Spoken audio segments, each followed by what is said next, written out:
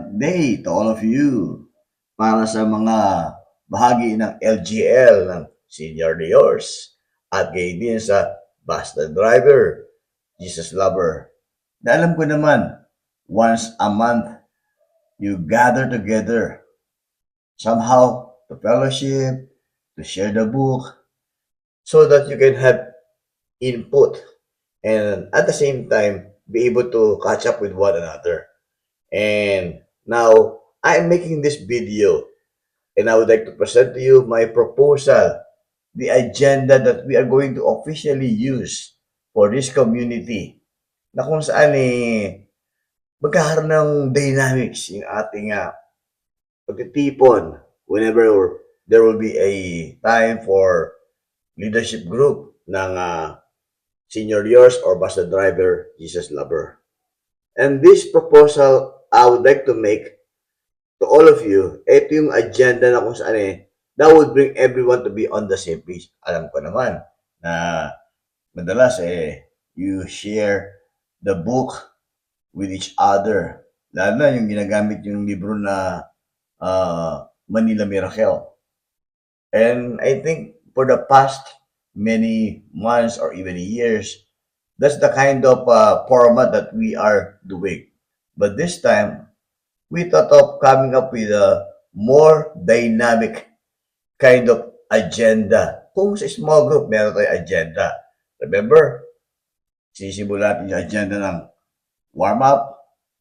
Then, somebody will share the word, the small group leader, and then we'll proceed to the application and later on, close in prayer.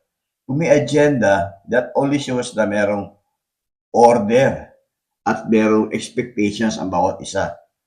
In the same manner, meron din po tayong proposed agenda na gagamitin para sa ating leadership group or sa ating LGL along with your facilitator. Now, let me just go straight kung ano ang magiging agenda na ating leadership group or LGL na nangyari once a month. Kaya ang agenda po natin ay simula natin itawag na simula, no? Kung may warm-up, itong leadership group ay meron itawag na heads up to catch up. Ayan. So, ang ibig sabihin nun, so, ang facilitator ng LGL will begin by saying, guys, I have a heads up to tell you. Giving heads up would allow everyone to catch up with what's going on with everyone. Siyempre, pangunahan niya ng ating facilitator. Halimbawa, sisimulan ng facilitator by saying, oh guys, by the way, ang heads up ko let me just give you the update of what's going on in my victory group. For instance, pwede niya ikwento na, oh guys, by the way, ang heads up ko pala ay meron kami mga bagong participants na Spiritual Foundations class. O di kaya, pwede niya sabihin na ang update ko ay meron kami mga bago ngayon na undergoing ng one-to-one for discipleship journey. Actually, we have engaged them in the past and now they are being established, which sooner or later, ma-equip at we're looking forward. Ito magiging intern at magiging leader ng small group ng community natin. Ang pangalawang bagay na pwedeng ibigay na sa heads up ay tinatawag na testimony part. For instance, sa small group nyo, merong nakaharanas ng healing, di ba? Meron kayong participant na gumaling sa ganitong uri ng karamdaman. Yun, testimony yun. Pwedeng banggitin niya sa heads up. O di kaya naman meron kayong mga provisions, no? Ng praise report of someone how the Lord provided for the enrollment ng kanyang anak, tuition fee, kung paano nabayaran yung mga hospital bills. Yan ay mga uri ng mga praise report or part ng testimony sa pagbibigay ng heads up. At of course, hindi lamang yan. Pwede rin tayong sa pangatlo, no? Pwede tayong dumako sa under heads up. Bagitin yung may mga challenges ba sa small group? Tulad ng by telling them, oh by the way, meron kaming participant na aming small group, heads up lang, na who's going through tough times right now. Medyo humina yung negosyo, may mga pinagdadaanan ng pamilya, kailangan talaga ng matinding prayer, or may mga challenges sa kanilang finances, and so on and so forth. Now, kung may mga confidentiality na binabanggit doon sa praise report at lalo na sinabi sa inyo na just keep us in your prayers, don't tell anyone about this. Please, don't tell anyone. Don't spread the news to anyone. No? Para maproteksyon na naman natin yung lalo na nagsabi na don't tell anyone.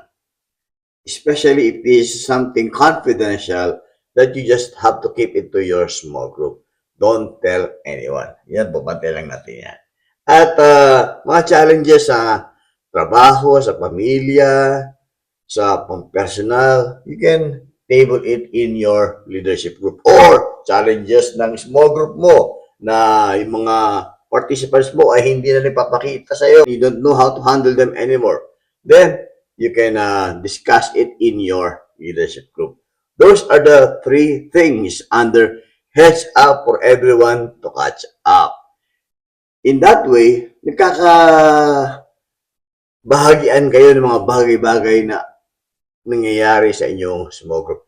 I think that's the reason why you have that leadership group, because this is a small group for all the leaders. Yun yung unang bahagi ng agenda natin para sa ating leadership group. Yung pangalawa naman, yung tinatawag natin na book reading. This is the time that we usually use our time to share the book that we are reading all together as leaders. Halimbawa, yung nabanggit na Manila Miracle. We are reading it all together and chapter by chapter. Then we come together to share that. So magandang simulan ito. Ito yung pinaka-word part na kung saan sisimulan ito ng facilitator, isa-summarize niya in a nutshell kung ano ang learnings niya that everyone can pick up to learn from him.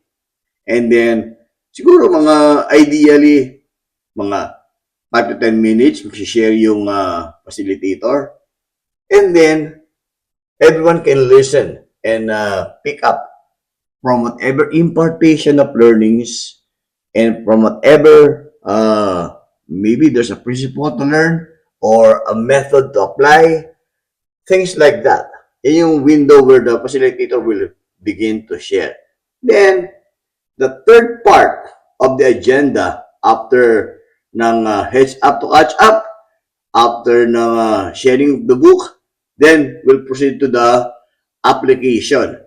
At itong yung application ko saan, now, everyone who is part of that leadership group would have a chance to share their thought on their learnings, on how they can apply whatever they have read from the book, na kung saan everyone can go around. Yan. The facilitator will ask everyone to, can you share your thought on this chapter that we have read? Halimbawa, sa chapter 3 kayo, anong principle or anong method that we can use that would make us effective leader, something like that. So everyone would have a chance probably to share 2 to 3 minutes of learnings. Depends on how many people are involved in the leadership group. Kung konti lang naman kayo, I'm sure you have plenty of time to talk about it. Pero kung kayo napakarami, karamihan lang naman dyan sa leadership group nyo, ang bilang ay mga 4 o pinakamarami na yung 5. Minsan, 3 lang kayo. And kung konti lang kayo, you have all the freedom to make most of your time. Pero syempre, you just have to be conscious of the time that everyone would have a chance to talk and discuss whatever learnings that you can apply. This is how we share life with one another and learn from each other. So pagkatapos ng application, syempre, no, we are now getting toward the last leg ng agenda. And that is the prayer time. Prayer is important.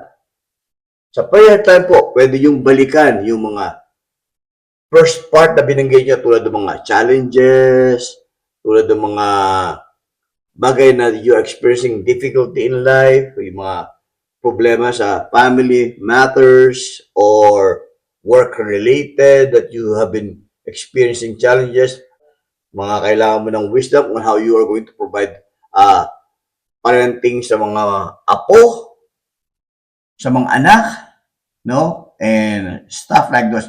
You can begin to pray for the salvation of your family. Pag-pray nyo yung nasa VIP list nyo. Pag-pray nyo na lumago yung small group nyo. Pag-pray nyo na makapag-raise up kayo ng leaders. Ako, there's so many things that you can cover in prayer in relation to your small group or in relation to your personal life. Stuff like those. You can come together in prayer and bring it such petition unto God so that every one of you can believe God for things to be answered by God as you bring them into the altar. So, yun po yung agenda na ating leadership group. Okay? Guys, among the three na nabanggit sa heads up na gusto nating i-share, pili lamang tayo sa tatlo ng isa na nais nating gamitin na alam natin mas appropriate or akbang-akba sa gusto nating i-share. Kung nais natin ay magbigay ng updates about what's going on in our small group, go ahead. Or ang napili mo halimbawa ay mas minarapat mo magbigay ng praise report or testimony of breakthroughs of what's happening in your small group. You can do that as well. Or ang pinili mo halimbawa ay mag-share ka ng challenges personally na pinagdadaanan mo or challenges ng mga participants mo sa small group na you would like to share. So, you can choose only one to share. You don't have to answer all those questions. Just like in our small group, di ba? Meron tayo sa warm-up na minsan 3 o hanggang 4 yata na kung saan pipili lamang tayo ng isang sasagutin natin and we don't have to answer all of those questions. Dahil alam natin kung ano yung mas nararapat angkop na question na mas alam natin na makakatulong na ma-inspire yung ating mga kasama sa ating leadership group.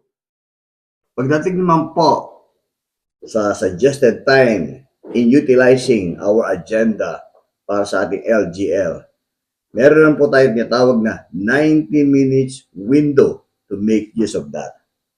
So, yung 90 minutes niya na yung 1.5 hours na pwede natin gamitin. Well, in fact, you can begin by your 30 minutes time together to share your thought during the heads up. Pagkatapos ng heads up na 30 minutes, then it will be followed by the 10 minutes allocated time for the facilitator to summarize the book reading that everyone were reading. So maganda yan na magagaling sa facilitator din yung insights, paano ang kanyang thoughts about this, or meron bang bagong concept, whatever learnings that he has gotten from the book. Meron siyang 10 minutes para i-share yung mga bagay na yan. And of course, it will be followed by the application. Sa application, ito yung solid na 30 minutes na kung saan ang bawat isa ay makapag-share din ng kanilang mga learnings.